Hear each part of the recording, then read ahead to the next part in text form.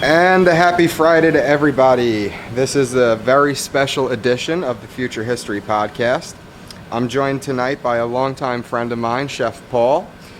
Chef Paul is the executive chef of Hilton Head University. Is that right? That's right. How's everything going today? What's that? How's everything going today? It's going good. Blazing hot down here. Day off, first one in a while. So, I think what I want to touch on today is just the state of the culinary world.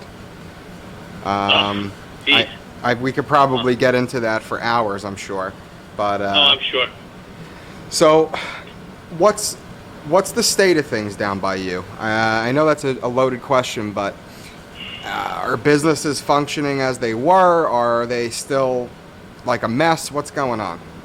Well, after the governor mandated that all restaurants and bars close, things people were starving, Right.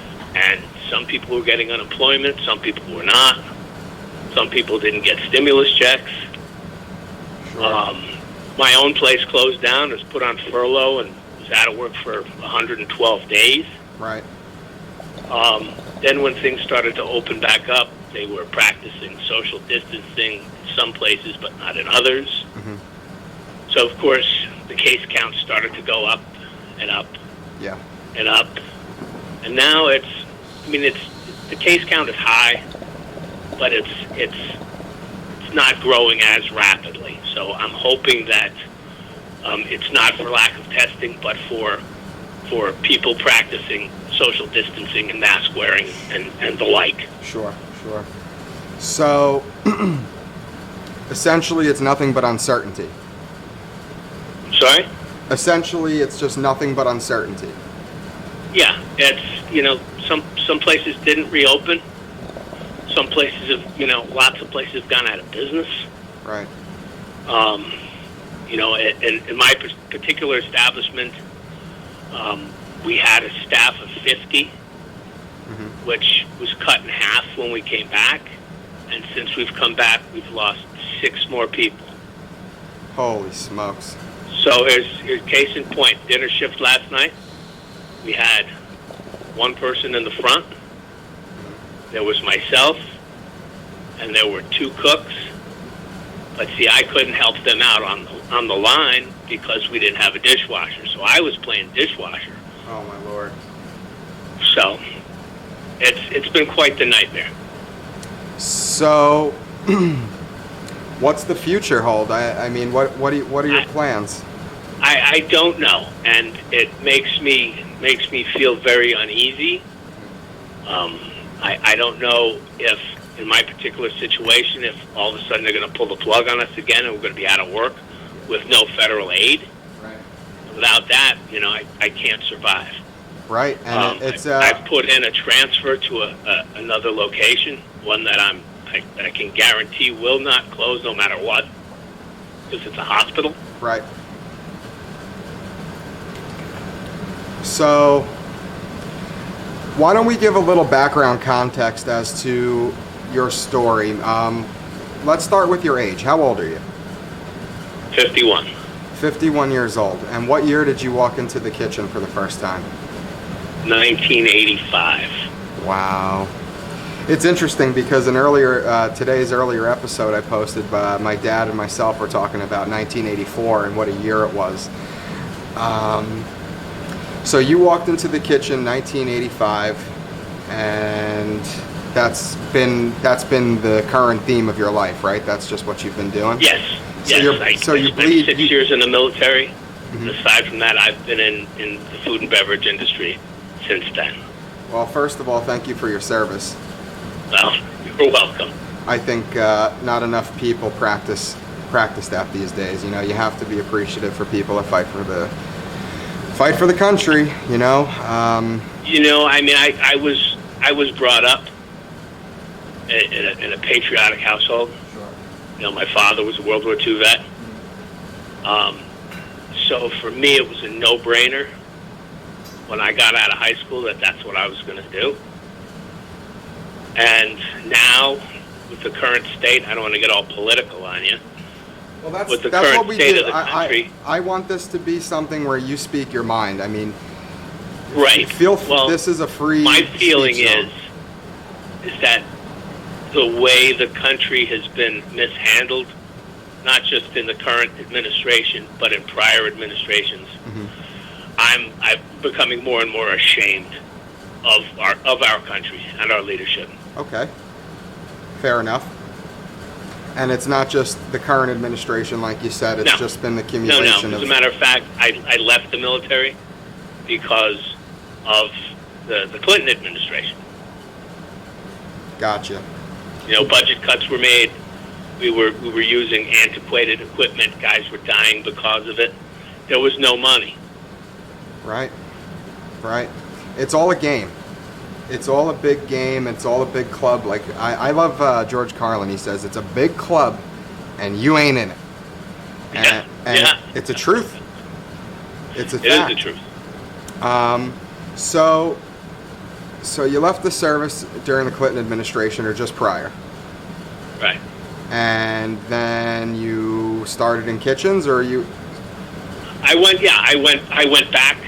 I had worked in a couple of places, as a dishwasher when I was young. And then when I got out of the military, I went back. I worked in the front of the house. I did some work in the back of the house. Sure. I was the lunchtime bartender at a gay bar in New Brunswick, New Jersey, and I made a fortune. There you go. Yeah, well, So, you know you got to play it. But see, I always loved to cook, Right. so I started picking up things as I went along. Sure. But I always told myself and everybody else, no, I'm not going to cook professionally. And then next thing you know, I was doing it. Excuse me. I feel though, like chefs are being kind of underrepresented right now. Everyone has a platform. Everyone has a podium that they're on, kind of, pushing their views, pushing their ideas, which there's nothing wrong with. But really only in the very beginning of this mess did I see any of like the famous chefs kind of going to Washington to say, hey, like what the heck is going on here? But now it's kind of like 6 months later. I don't feel like we're in any better of a position, and it's kind of just silence. Every kitchen, like you said earlier, it's like one or two guys, and the chef has to run around like a chicken without a head, and the business isn't there, the clientele isn't there.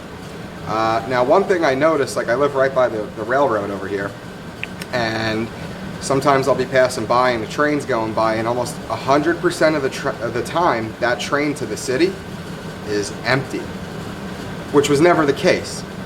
Right. And one of my fears is like, Manhattan was always like the hub of food. I mean, the greatest restaurants in the world are there. And I find myself lately wondering, like, well, what's going to be with like Café Balut? What's going to be with Le Bernardin? What's going to be with all these places? Because if you go to Le Bernardin's Instagram, what does it say? Closed due to COVID. And, I can't imagine, I don't know what kind of deals they're getting from the government, from the state, from the city, so they can keep their doors open. I know they're doing a lot of charity work, but that's not really why they're in this business. They're in this business to kind of rock and roll, to cook food. And I think that deep down, the essence of what we do is to feed people, to give them a little piece of us through the things that we cook. Right. And if people aren't coming out, what are you supposed to do? If they're not coming out and spending money, if they're not spending money on appetizers and entrees and desserts, even more so on bottles of wine and drinks, which is a tremendous revenue. How am I supposed to pay my rent? How am I supposed to pay my cooks? How am I supposed to pay my linen man? How am I supposed to pay the gas bill? How am I supposed to keep the lights on? None of this can happen without customers in the seats. And flipping those seats multiple times a day. Every single seat. Absolutely. At least 4 times. Every seat has a dollar sign attached to it. Yep. Everybody that comes in is worth this much money. Yep. 4 tops, 5 tops, the more the merrier. That is what we do. Absolutely. And I there's a restaurant in town by me that I like to go to. They make the best burger that you could find. And you know how hard it is sometimes to find a burger, you know, like a proper burger. And so I took me and the chef I currently work for, we went out last night, and we walk in, and you know, like you look at the bar of the place, there's these plexiglass plates in between every seat. I mean, I feel like I'm part of a science experiment right now. And I look at the owner of the restaurant and I say, geez, like there's a pretty much nobody in there. On a regular, any time other than this, it would have been full. They're not, you know, and people are just like not drinking the same amount that they used to. They're not eating the same amount that they used to. Things are just weird. And I say to myself, how long will this last? How long is this going to go on? And de Blasio today was on the news, and he said, you know, I think by next year, sometime next year, we'll be in full swing again with the restaurants. Well, what I would say to the mayor is, by that time, everyone's going to be gone. So, I don't have the answers. I just kind of wanted to spitball with you, though, and this is the state of what we do. You're a full-grown man. You have children. You have a house. You have a mortgage, and here you are sitting wondering, well, what is going to happen to me tomorrow? I mean, this isn't a joke. You know, you have hardworking people who are trying to make money with their gyms, with their restaurants, whatever the case may be, and they're kind of criminalizing what would otherwise be totally normal behavior. I think it's going to leave a stigma in people. Like, I feel people are going to have kind of this like post-traumatic stress when it comes to going out and being how they used to be. And people say so many things. You know, people say after the election, if Trump loses, things are going to go back to normal. I don't know. And up until this, I was really certain. I always knew. I was very secure with my future, with my career. It was everything. But now I'm like you, man. I'm about to, I don't know, figure something else out, because obviously the market for what we do is just paralyzed. I mean, I don't know. Right. And I think the not knowing is the worst. Right. You know, do I spend money on this? Might need that money later on when I don't have a job again? You know, where are we at?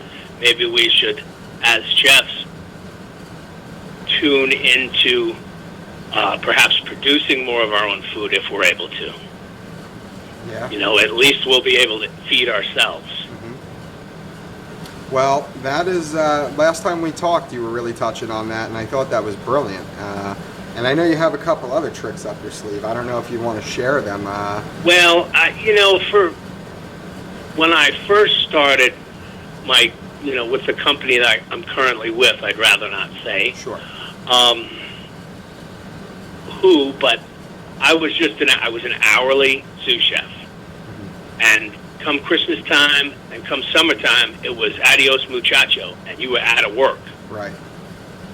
So I have a rather large barbecue pit, on a trailer. Mm-hmm. So I would, post on social media, hey, selling ribs and butts today, or selling chickens, if you're interested, come by. And I started, supplementing my income that way. Yeah. So if, the shit hits the fan, I'm going to be forced to go back out on the road and do that. We're going to call you the rogue pitmaster. Yeah, maybe, I don't know, whatever you want to call me. But my big fear is, as I get older, I'm now required to take certain medications that are not cheap. Right. So without insurance, there's another tremendous expense. Just one of the medications I take, it costs $320. That's a great point. I did not even... For a 90-day supply. Yeah. But I pay $20 for it with my insurance. Wow. So right now you have that, though, right? Yes, I have, absolutely. But you just don't know... Even while I was on furlough, my insurance, the company still paid my insurance, which was nice. So is class resuming, or? Yes, classes started Thursday the 20th. Okay. And we've already been in the news Why is that? because the girls' soccer team has been quarantined. Gotcha. There are a few other cases. Only one is in isolation with, actual symptoms. Everyone else has been asymptomatic so far. But the problem I see, and I appreciate that this university has taken the time to test all residential students. Sure. They're not testing any of the commuters. So what sense does that make? Right. Well, that's the game that I kind of noticed when I went out the other night as well. Is like there's so much nonsensical rules that are like coming into effect that ultimately make the whole process not worth the while. It's right. If I'm going to test, Mary but not Johnny, Johnny goes back and forth to home and to work and does all this other thing, but Mary stays on campus and doesn't do anything except go to class. Right. Yeah, she's probably going to be all right, but what if she sits next to Johnny, even though there's one desk in between them? Yeah. Who knows? Maybe the professor didn't disinfect all of the desks. Well, that's the thing, and it's kind of the same thing with masks. Not that I disagree with wearing the masks, but what people seem to disregard all the time is that they are not 100% effective. They're not. Exactly. But how about this? Not 100% effective, but it's better than nothing. Right. That's how. You know what? Well said. And that's exactly what I think of it. And yes, I do think we should be wearing them. But again, like you're saying, like with if one desk goes unsanitized, one person gets corona. I mean, it seems like that's the end of the line. It seems like. We're dealing with that up here. Already we've had. Just to give you an example, you're familiar with New York, obviously. You originate from Sheepshead Bay. So, obviously, you know Nassau County and Suffolk County, right? A little bit. Well, they're right on top of each other. One's to the east. Right. I had cousins that lived in Roslyn. Sure. Okay, so that's like deep on the north shore of Nassau.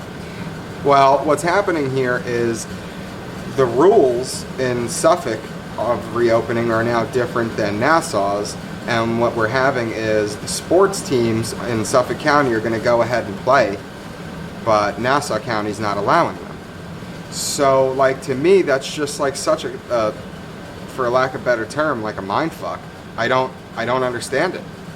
How can you have two counties on an island right next to each other, and one's deciding to play sports, one's deciding not to play sports?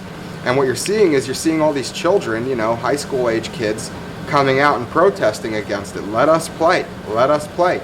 At the end of the day, nobody's safe.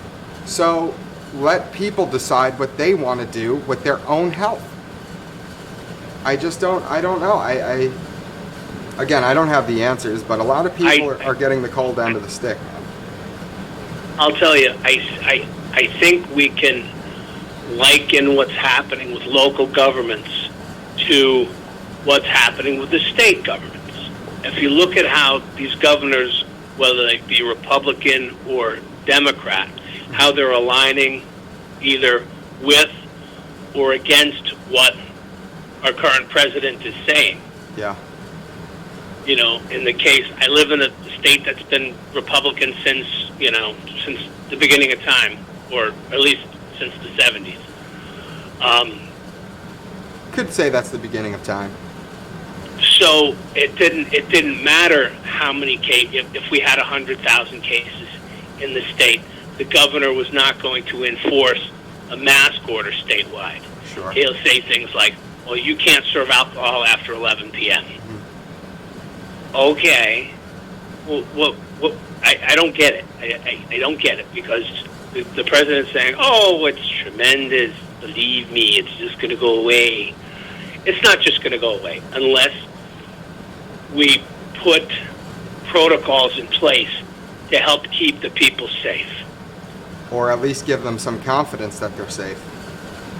Yeah, I'm all for, everybody's got a right to make a living. Right. Got a right to feed their families. Yeah, inherently. But we have to do it in a safe manner so, A, we don't get dead, and B, our customers, in the case of the restaurant business, don't die or Right. get sick. Or spread it to their grandmother.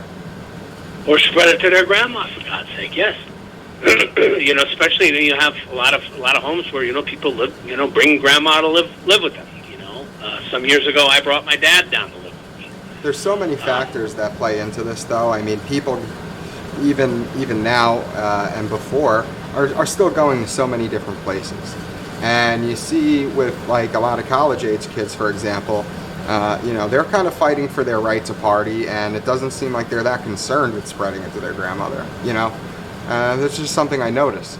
So that's another question, like you have people who genuinely just don't care. And you hear about that on the news. You hear, that's a hot topic, but I just feel that restaurants are suffering just to the maximum. I don't know of any other field other than gyms maybe and museums. That's another thing I want to mention that we're in danger of losing is museums. I don't know if you've caught anything about that, but there's quite a few museums up New York ways that are kind of concerned that they're not going to be able to make it another couple months. So even with whatever kind of stipulations that they have now, it's not working. It's not enough turnover, and that's the same problem that the restaurants have. We have the turnover issue. You have gyms; they can only be open at 33% capacity. It's just not enough hours in a day to have the gym open at 33% capacity, and for these people to make ends meet. And I feel terrible. These people bought these properties. They pay tax on them. They don't get any breaks. They don't get any deals, and yet they have no say in what happens to them. So it's totally up to the government. I think one of the biggest problems is the real estate market. Oh Lord, yeah. So there was a property that I was looking at to open a spot. I mean, it had been a couple of places before, so it was already outfitted. It was ready to go. Can't beat that. It was, I think, not even 8,000 square feet, the whole place. Right. And they wanted over $6,000 a month for rent. Now that's nothing compared to New York rents. Right. But for here, it's an arm and a leg. You're not going to touch it. You can get a storefront for $6,000 a month now. And the price I quoted you on this one place was 10 years ago. Right. Unless you own the land where your place is, you're going to have a hard time making it. And the same thing with these gyms. I mean, how big are gyms? 35,000 square feet? Something like that, yeah. How much you paying a square foot for rent, Everywhere you go. Everywhere you do that math, and then you got to figure out then how much does the equipment cost? How much is my membership? I don't know anything about the exercise business, but I can say it can't be cheap. Definitely not. Look at the cost of a machine. Well, that's what I'm saying. How big a place you're going to have. Even if you just do free weights, they're still not cheap. Each bench is like a flat top grill. I think we're going to see a lot of things that we grew up with and took for granted go by the wayside. Yeah. Things like movie theaters. Yeah. And maybe even restaurants. I hate to say it. Yeah, well, they may not be the same. That's for sure. And in that, any kind of places where people gather. Yep. Sports venues. Barclays Center. Concerts. Right. These are like breeding grounds for people to pass, COVID-19 to each other. Yeah. And I still, we still don't really have any kind of an idea on a vaccine. They say that it's coming. It'll be, Operation Warp Speed. And then, you have people who refuse to take it. You have about 50% of the population, if not a little bit more, who aren't going to take it anyway. So it's just a dark time right now. And I don't know if I don't know if I can yet see the light on the other end of the tunnel. I don't see it. You don't, right? And I don't like, I look at myself as a realist. Yeah, most of the time I'm optimistic that things are going to work out, but I have to look at it from a real perspective. Right. What happens if things don't get better? What happens if just, the Russian vaccine, how much are they going to charge us for it? Right. Well, I think that could be the biggest that could be the revenue stream that puts Russia over the top. Yeah. I have not researched it very much because it just seems like something that's not going to be entertained in this country. And I'm curious. I haven't researched it, but is that vaccine is it working? Is it being distributed? Do you know anything about it? I know they were really working hard on testing, but I don't know. I don't trust a single thing that comes out of that country as far as news goes, because after that, they haven't always been so forthcoming with us. No, neither. Well, and neither has China. Then we have those guys. Just recently in the news, they fired a missile into the ocean. Because China? they thought we were flying some spy plane over their country. They've been spying on us for years. They got spies living in the country. And what the hell did the damn ocean do to them anyway? Maybe there's some submarines down there. I don't know. Jesus.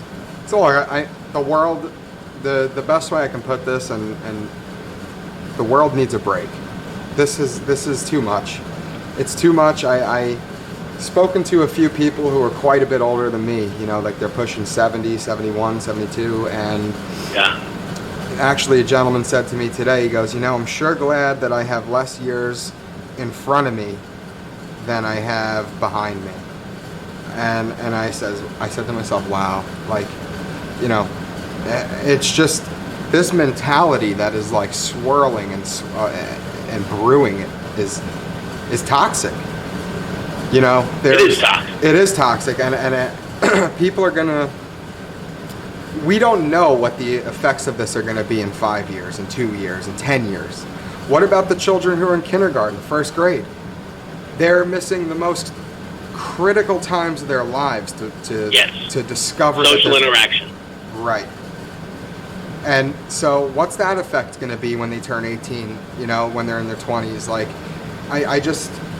I don't know. Maybe it's just the beginning of a new era, and this is what's ushering it in. I don't know. But I think that's the problem. Nobody knows now. Right, that's the common theme. Is the virus being used as a scare tactic? I know it's very real and very deadly, but is the media and the government using it as a tool? A mind control tool to enslave the people somehow? I don't know. It sounds so far-fetched, but is it though? Well, that's the problem, is that everything that used to be far-fetched is almost like reality now. Right. So it's. I'm at a point where I'll just about entertain anything. I'll hear anybody out, because ultimately you don't know, I don't know.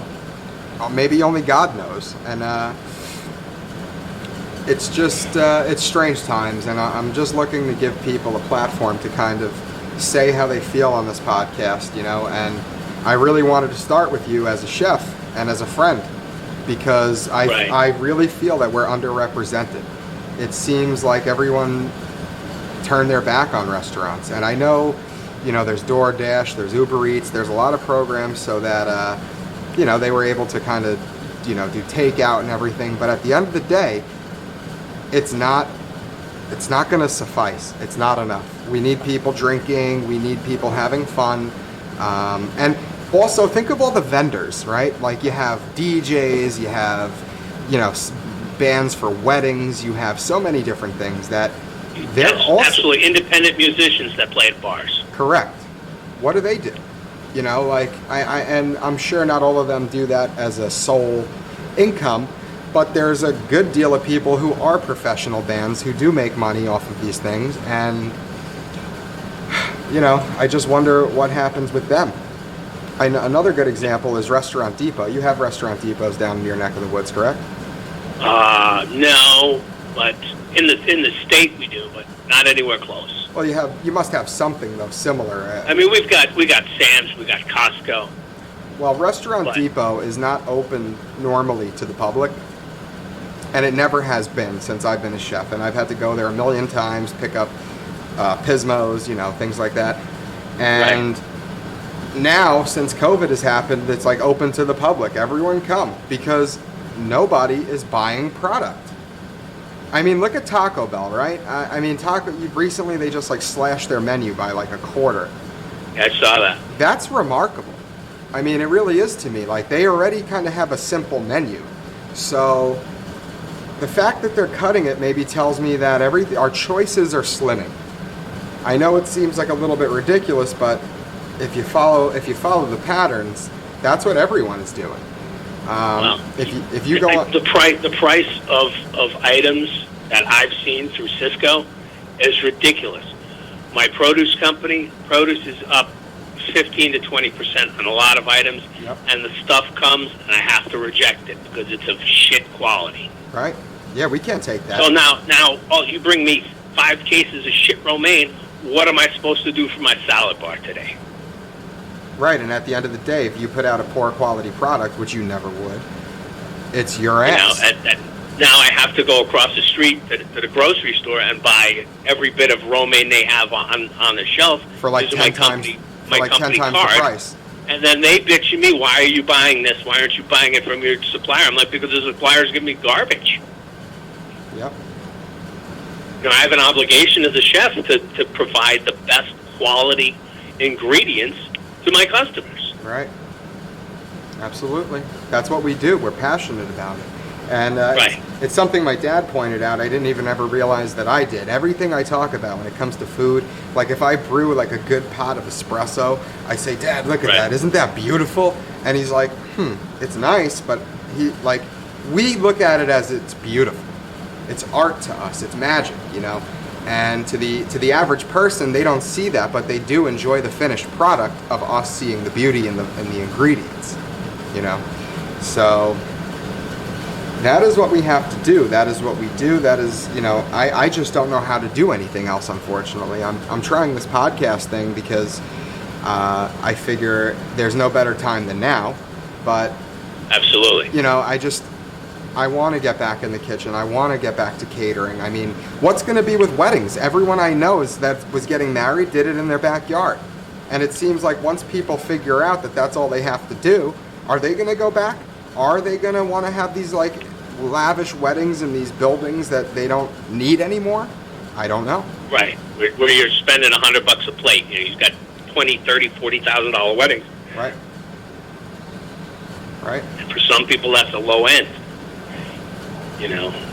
Absolutely. Some people spend $1 million on a wedding. It's a very diverse market, and it's a real wait and see game. But I got to tell you, it's like going on 6 months, and we still don't have any clarity from the government. I'm in touch with my employer like weekly, and I talk to my chef every day, and basically, when it comes to catering, I mean, that's kind of like my bread and butter. I'm in the catering world, and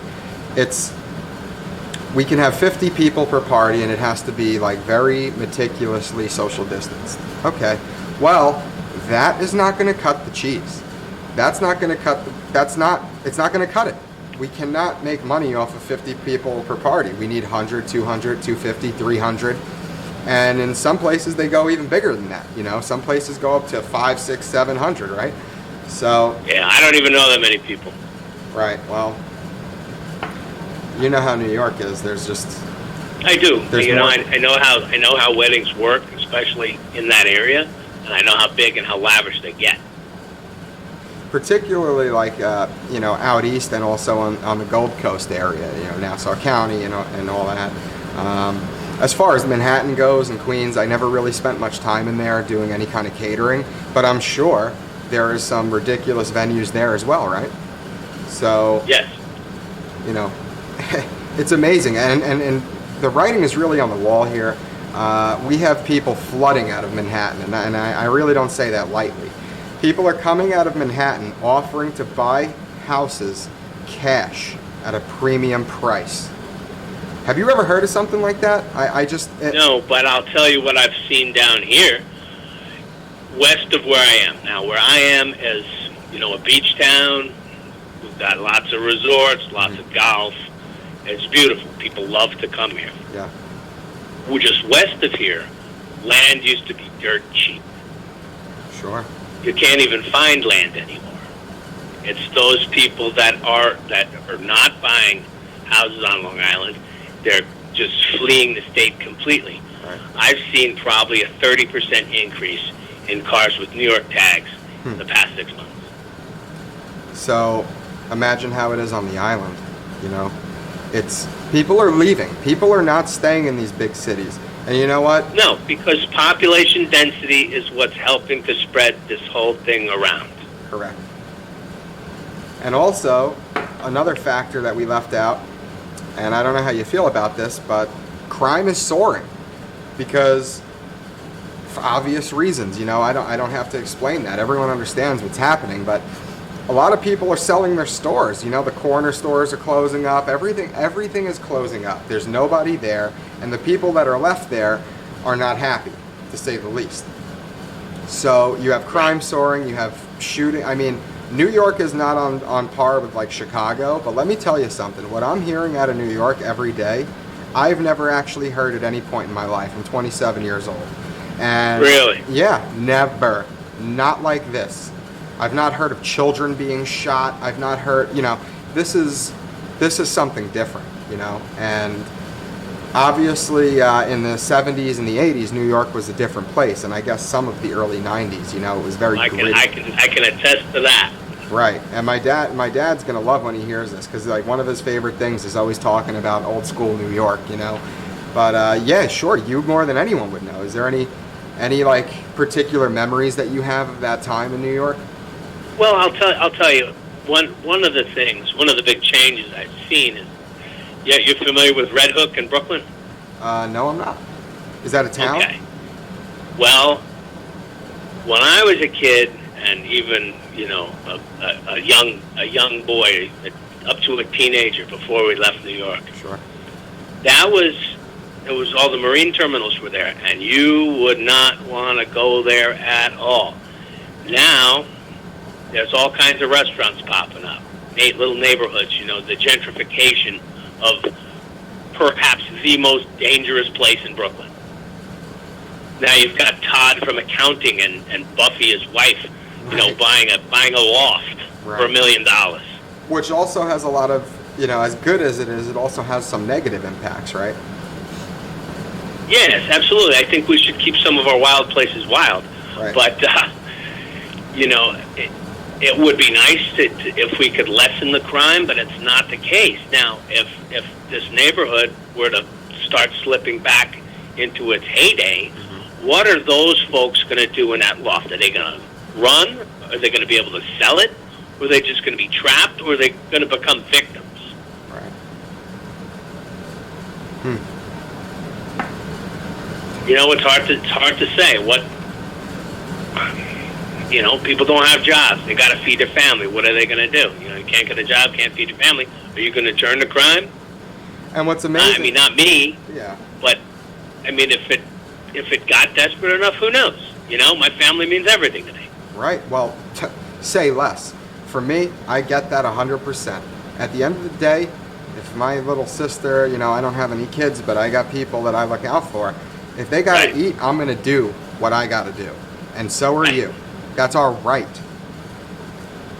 Yes, it is. It is all right. So for me, I'm just, I'm very concerned, and I'm very happy to be able to touch base with you, actually, and I'm really happy that you joined me here today. So it's been great.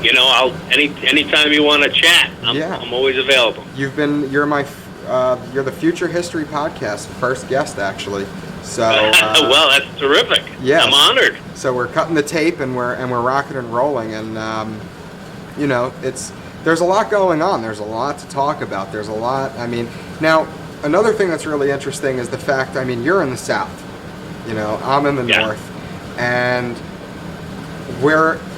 I think we're living a pretty much equal reality, like it's every state's having the issues, every country's just about having the issues, and and going back to restaurants, like I say to myself, I wonder how France is doing, I wonder how Lyon is, I wonder how Paris is, I wonder how Marseille, these places are basically founded on classic restaurants that have existed for like hundreds of years.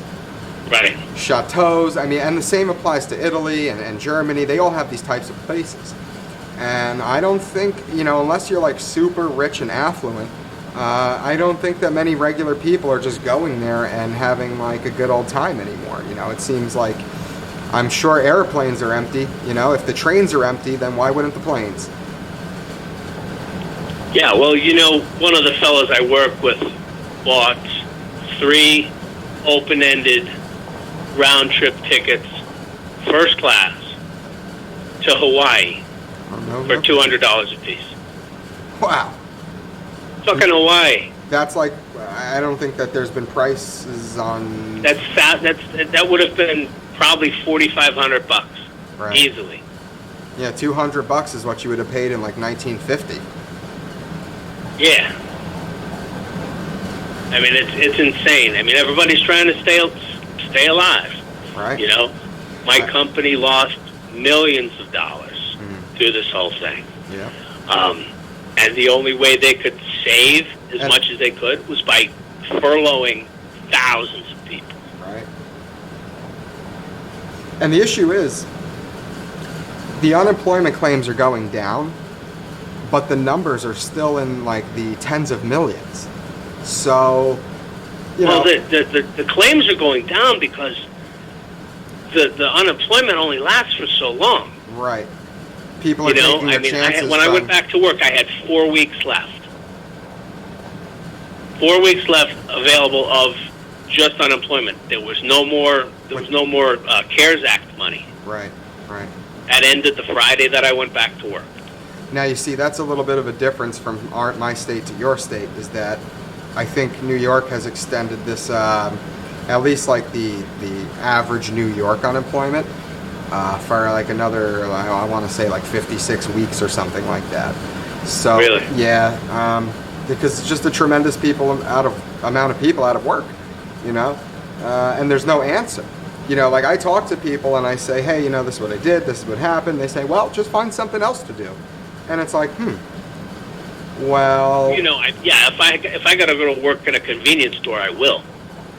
Absolutely. I'm not afraid. And there's nothing wrong. But that's not going to pay me what I was being paid. Right, and you didn't do anything to deserve this giant pay cut. You did everything right. You put your time in. You were dedicated. You've made all the right moves. You've had good character. All these things that have given you a lifelong reward of being who you are. And it's kind of terrible when millions of people who have done the right thing since day one, kind of get the shit end of the stick, and it's just a shame. And I in some ways, I envy some people where they're able to kind of lay in bed all day with their laptop and they're still kind of working. Yeah, and still getting paid. They haven't taken any kind of pay cut. Right, and those are the people who kind of understand our plight the least. They just don't get it because they're kind of like on vacation getting paid their job. They're not unemployed, so that's not even on their mind. It's just amazing. It really is. And some people are just terrified. Is everything just going to go digital? Are people who have to report to work just going to become non-existent? And that's another huge fear for New York City, by the way. People have realized, oh, wow, I can have like like 75% less staff. The 25% that I have can all work from home remotely, and I don't. Yeah, you don't even need to pay for an office space. I don't need that office space anymore. And pretty much everyone I know is still working from home. Not many people have gone back to their offices. So I just don't know. But it can't be good. It can't be good. No, and look at what happened in years past to the auto industry. Sure. With the automation of all these plants. You don't need all these auto workers anymore. Nope. So these are people whose jobs were just, phased out. Yep. They're no longer counted as unemployed people because their job doesn't exist anymore. So when you look at the unemployment rate, you got to figure there's all these people that were doing, maybe painting cars for a living, and now they went out of their position isn't there, so they don't do it anymore. So they're not actively looking for work, so they're not counted as unemployed. Right. Yeah, there's so many factors to this. I tell you, I would not want to be a politician right now. I don't care who. Because I don't have the answers, and you don't, and no one else I know does, so I'm sure that the politicians are kind of behind closed doors scratching their heads too, And we can go into conspiracy theories and say, it's planned and this and that, but let's just give it the benefit of the doubt and say that these politicians really don't know what the hell to think, It's scary. It really is. So, we'll have to see. We'll have to just keep watching, and we have to take care of ourselves. And, it sounds like you're doing good, though, and thank God you're down south. I guess things are kind of a little bit more affordable. I kind of wish that I made that move sooner, but, New York sometimes doesn't like to let you go. Right. I tell you, maybe it's more affordable, but it sure is hot down here, man. It's still 155 degrees today. So what's the plans for the day? You're gonna hang out in the I'm gonna. My son got up this morning. He had bought himself an Oklahoma Joe barrel smoker because he wants to learn on his own, because he now has a YouTube channel along with a podcast. Does he? And he's taken over the barbecue sauce business. So we're gonna have to know. So please tell us about that a little bit.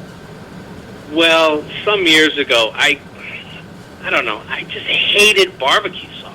I loved smoked meat, but every barbecue sauce I tasted was just thick and artificially flavored with liquid smoke. Yeah, I know what you mean. That one by the doctor, KC Masterpiece.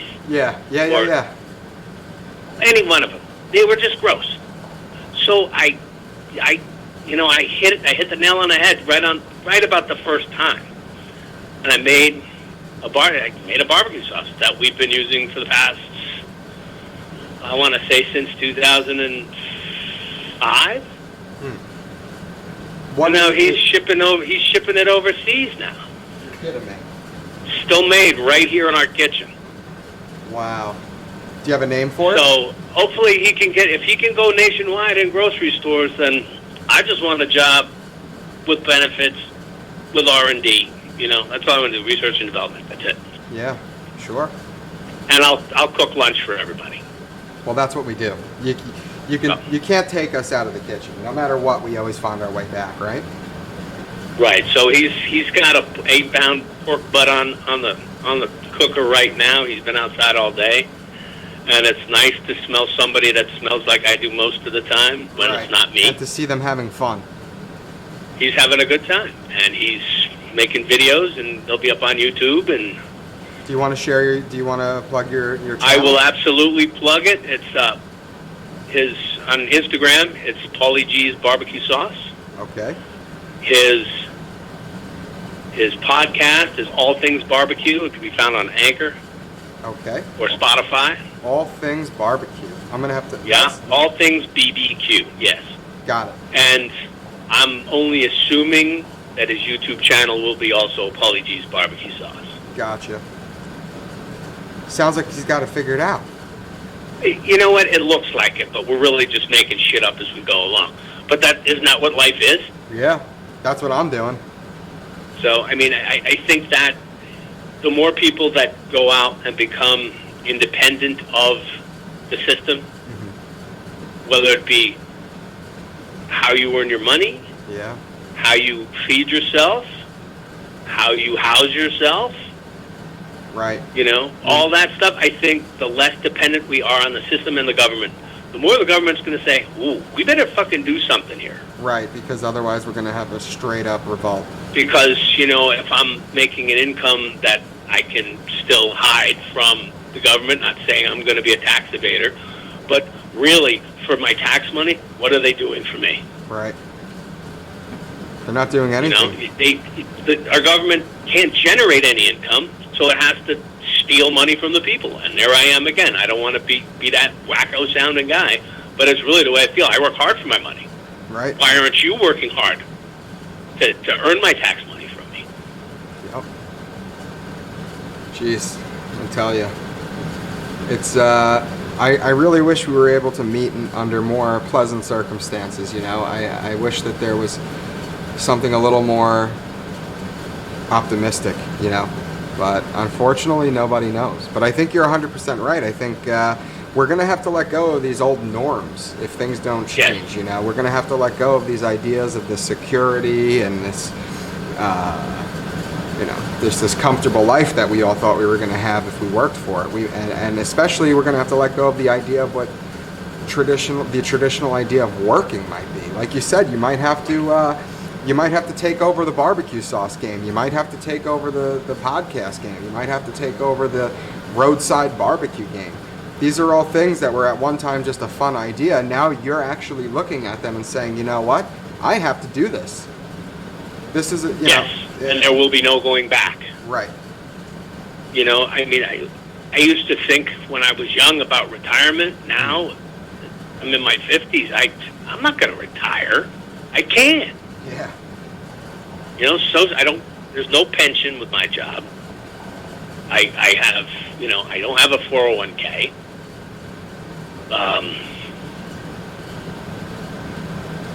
Social Security is going to pay me nothing. Yeah.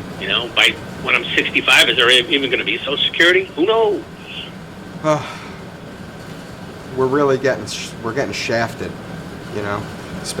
And I'm happy, thank God that I'm not at your point yet, because I think if I was like for example, like my own chef, his age, and I had the overhead that he has, I would be I would just, I don't know what I would be doing, but I would be sick to my stomach, because no matter what he does, delivering groceries, working at the convenience store, whatever, it's not going to be enough to cover his house in Long Island.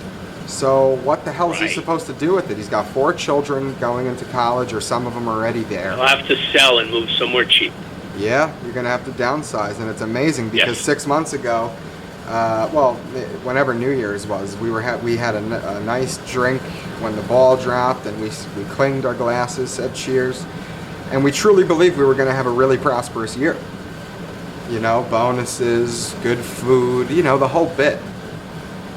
And when March rolled around, we did not see this coming, as did pretty much nobody.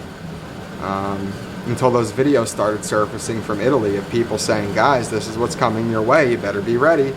And a lot of people, they didn't take it serious, but I tell you, I sure take it serious now, because 6 months later, and here we are. But fortunately, you're still at least in your kitchen, so that's a blessing too,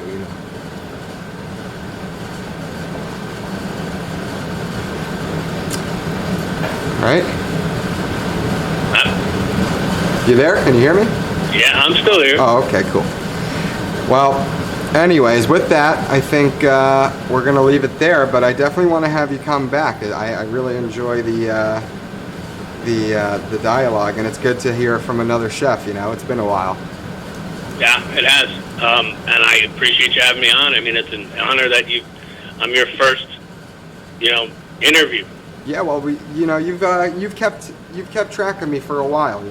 You found me when I was doing my original YouTube channel, going around in New Hampshire. I tried to steal you from where you've been working for years. Yeah, you did, and I feel like a freaking idiot sometimes, thinking that I actually didn't take you up on the offer, because I'd probably be working right now. But yes, you would. You most certainly would be working. Yep. Well, there's you never know. You don't know what tomorrow holds, right? That's true. But it was an absolute pleasure to have you on, and we'll be in touch. I'm going to have you come back on again, and I'd like to get together and just talk about some recipes, some comfort foods that we really, that get us through, things that bring a smile to our face. Because I think a lot of people wonder, what do chefs like to eat, So I think that would be a really nice, positive episode, So with that... Right, well... Thanks a bunch. Not a problem, and I will be in touch with you very soon. And All right. thank you so much for joining me. And I hope all the best for you and your family down there. And if you could I'll after the podcast, if we'll get back together, and I'll try to get some of this barbecue sauce shipped up New York ways. Maybe we could start pushing. Yeah, I'll send you some. That would be phenomenal, because I would. Yeah.